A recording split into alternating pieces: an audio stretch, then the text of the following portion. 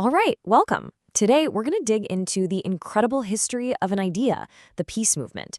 It's this concept that feels, both ancient and totally modern at the same time. So we're going to break down how it all got started, how it grew, and what it looks like today. Let's get into it. So first things first, what are we even talking about when we say peace movement? Seems like a pretty simple question, right? But believe me, the answer is way more complex and varied than you might think. Okay, so at its very core, here's the textbook definition.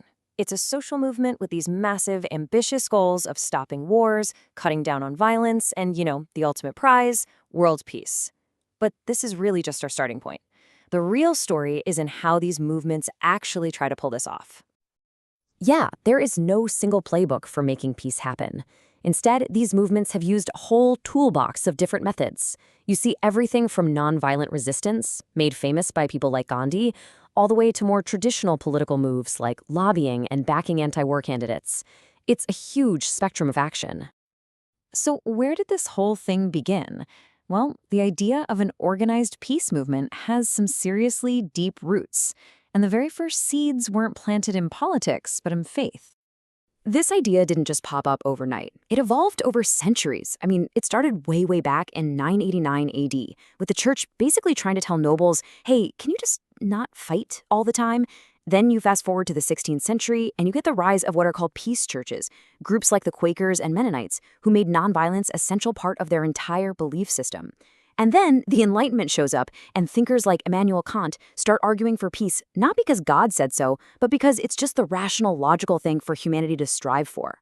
So you have all this thinking gaining steam, and then we hit the 19th century. This is the period that really transformed these philosophical ideas into organized international movements for the very first time.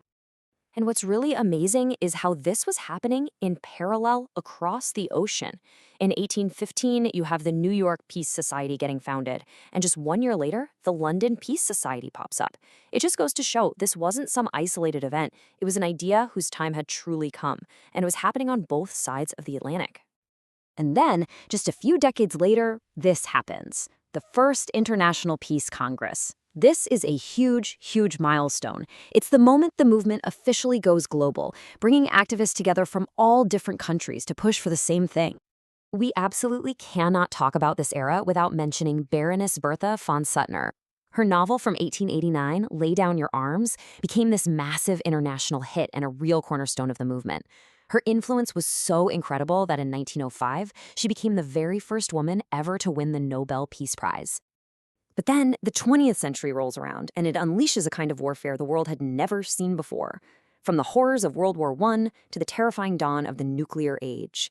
This new, brutal reality sparked peace movements that were bigger, louder, and frankly, a lot more urgent than anything that had come before. And right at the center of this new era is Mahatma Gandhi. This quote just captures his philosophy perfectly. He didn't just preach nonviolence, he turned it into a political strategy. He showed the world that massive movements could challenge entire empires and win without ever firing a shot. It was a completely revolutionary idea. 1 million. Just let that number sink in. What does it represent? Well, on June 12, 1982, 1 million people gathered in Central Park in New York City. This wasn't just another protest. It was the largest anti-nuclear protest in American history, an absolutely powerful roar against the Cold War arms race. So how did these groups actually work? The Campaign for Nuclear Disarmament, or CND in the UK, is a perfect example of a clear strategy. They weren't just vaguely pro-peace. No, they had specific, actionable goals. Get Britain to give up its nukes, organize these huge public marches to show popular support, and demand that missile bases be removed. And you might be wondering, did any of this activism actually work? The answer is a resounding yes. The peace movement proved it could have a direct, measurable impact. All those years of protests combined with a petition signed by over 11,000 scientists that created so much pressure that it led directly to the 1963 Partial Nuclear Test Ban Treaty, a huge win. So I think it's really important to remember that the peace movement isn't this one single thing. It's not a monolith. It's a dynamic, evolving ideal that changes and adapts to different conflicts, different cultures, and different moments in history all over the world. And you can see this diversity so clearly when you look around the globe. In the US, for instance, the movement was absolutely defined by its massive opposition to the Vietnam War. In West Germany during the Cold War, the main fight was against nuclear weapons being stationed there. In Israel, you have long-standing movements like Peace Now, focused on a two-state solution. Each one is a powerful response to its own unique national context. Which brings us to our final thought. The way we fight is constantly changing, from armies on a battlefield to cyber warfare, from conflicts between nations to conflicts with non-state groups.